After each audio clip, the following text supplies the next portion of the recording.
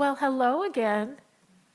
Before we do our blessing, I want to share a few thoughts about the spiritual lives of animals. And today, let's start with a drawing. Allison on Zoom is going to share some slides for us. So we've got a drawing here, and I invite you to take a look at it and notice whether you like it. There is a story about this drawing. In 1982, an art professor from Syracuse University was invited to take a look at a portfolio of drawings by a local mystery artist. And he said, sure, yes, I'd love to do that. And the drawing that was on the screen was one of the ones that he was shown. And here's what he had to say. I'm going to quote. He said, "These drawings are very lyrical, very, very beautiful. They are so positive and affirmative and tense. The energy is so compact and controlled. It's just incredible. I cannot get most of my students to fill a page like this." Okay, so who was the artist? It was an elephant. It was an elephant, a 14-year-old Asian elephant whose name was Siri, who lived in a zoo in Syracuse. That was the mystery artist. So here we have another slide. This is a different elephant. This is a baby elephant who's just learning. And we know that in the wild, elephants do draw in the dirt using sticks. And when they are with humans, they also like painting with human-made art supplies. As far as we can tell, elephants just like to draw and paint for the same reason people do. It's a way to express yourself. Think of that. To me, that is a part of spirituality. Finding ways to express yourself, to create something beautiful. And why shouldn't other creatures love to do that too? They are so open to the beauty of the world, just like us. And by the way, you know that elephants are not the only animals who like to draw. Chimpanzees, could we get the next slide?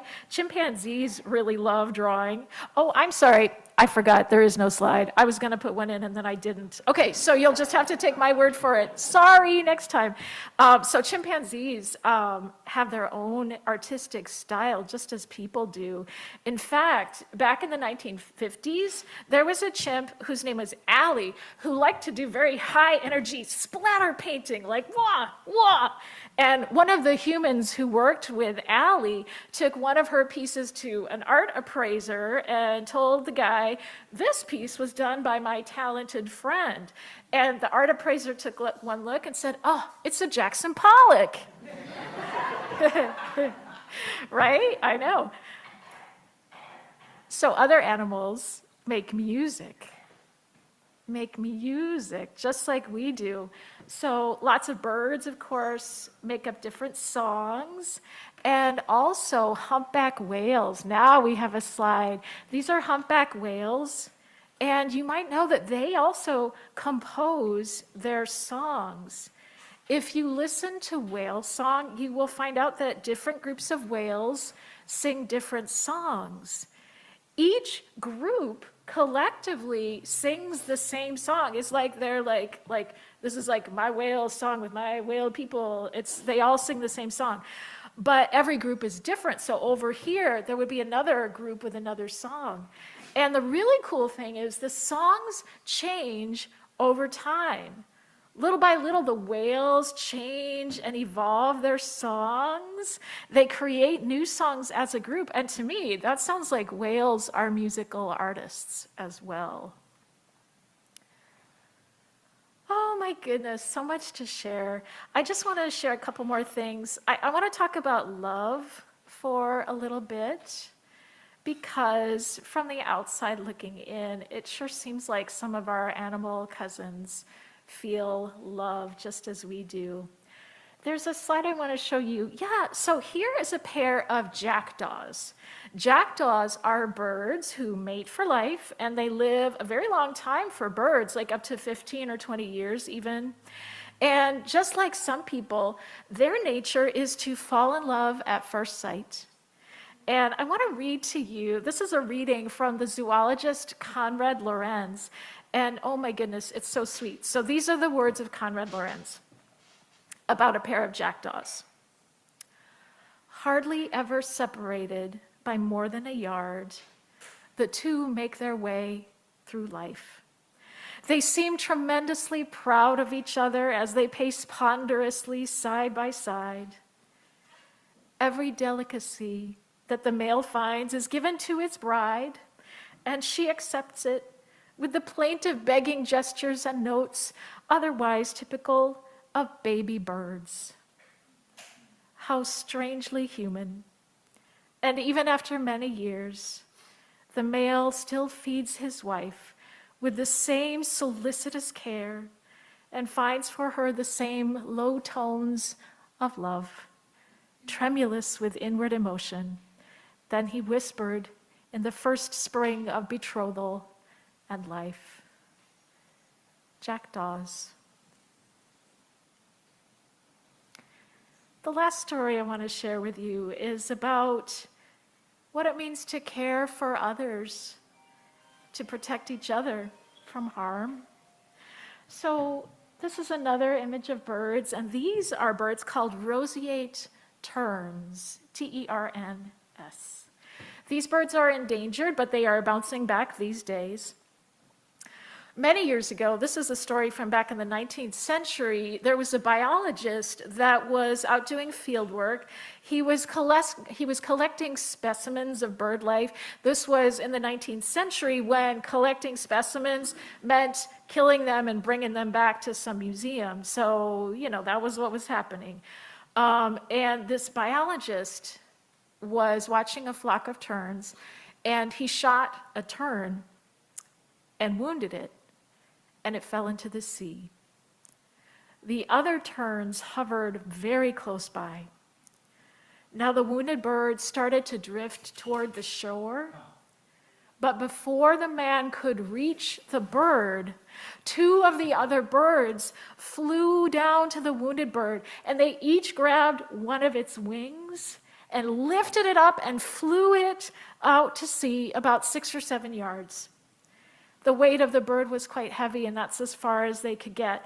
But then 2 more terns swooped down again and carried the wounded bird a little farther, and then 2 more carried him a little bit farther until they reached a rock in the sea where they could land, and they set the wounded bird down on the rock. Now, this biologist really wanted his specimen, so he actually waded in after the bird. But then the whole flock swooped down upon him, blocking his path, while 2 more terns carried their friend even farther out to sea. And with that, he finally let his heart be touched and let the bird go. It was about time. And he realized after that it would be a better world if human beings could be as brave and kind as those birds were. So when we talk about the spirituality of animals, I think we have a lot to learn. We are not the experts here more than any other beings. We're just in this life together. We are all facing the mysteries of life and death. And if that's not spirituality, I don't even want to know what it is. So I want to invite you into this now, and I have a unison reading that I want to invite you to read with me. We've got some slides. Could we please read together? This is by the Unitarian minister Jacob Trapp, who lived from 1899 to 1993. So let's read it together. To worship is to stand in awe under a heaven of stars, before a flower, a leaf in sunlight, or a grain of sand. To worship is to be silent, receptive, before a tree astir with the wind, or the passing shadow of a cloud. To worship is to work with dedication and with skill. It is to pause from work and listen to a strain of music. To worship is to sing with the singing beauty of the earth. It is to listen through a storm to the still small voice within. Worship is a loneliness seeking communion. It is a thirsty land crying out for rain. Worship is kindred fire in our hearts. It moves through deeds of kindness and through acts of love. Worship is the mystery within us, reaching out to the mystery beyond. It is an inarticulate silence yearning to speak. It is the window of the moment, open to the sky of the eternal. May it be so.